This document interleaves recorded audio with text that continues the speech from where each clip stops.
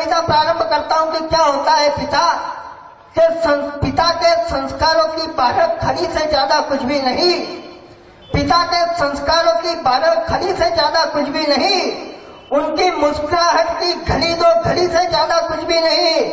मैं कितना भी कमा लूं, कुछ भी बन जाऊं दुनिया में, मेरी कीमत आज भी उनकी पगड़ी से ज्यादा कुछ भी नहीं।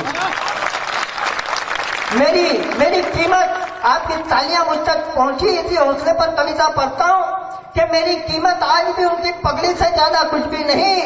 वो फटी किताबें, टूटी कलम, स्लेट पट्टियां याद आती है। वो फटी किताबें, टूटी कलम, स्लेट पट्टियां याद आती है।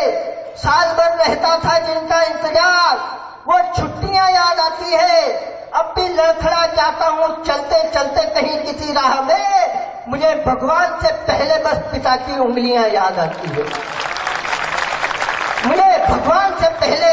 और विधायक जी बैठे हैं, मैं 4 पंक्तियां वो पढ़ता हूं जो आम आदमी का दर्द है।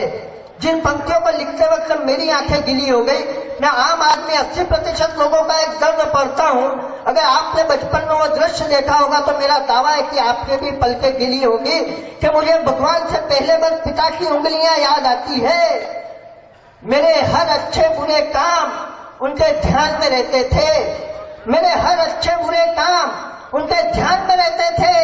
हम घर में नहीं, उनके दिलो जान में रहते थे। और मैं नई जींस टी शर्ट पहन सकूं दिवाली पर, इसीलिए पिता मेरे फटी बनियान में रहते थे।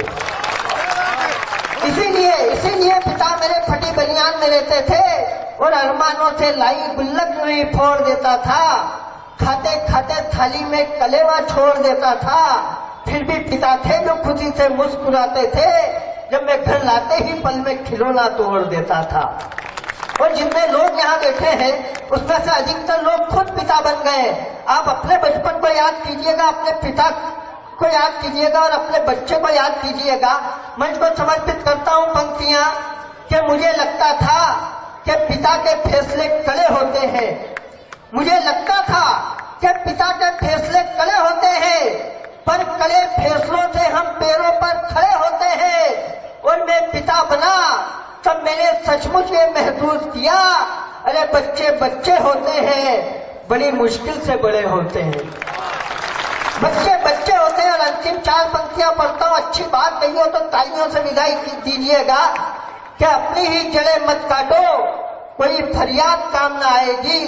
अपनी ही जड़ें मत काटो, कोई फरियाद काम ना आएगी। घर का आंगन छोड़, कोई जायदाद काम ना आएगी। और अगर सताया उस पिता को जिसने तुम्हें नाजों से पाला है, बुढ़ापे में तुम्हारे लिए तुम्हारी औलाद काम ना आएगी।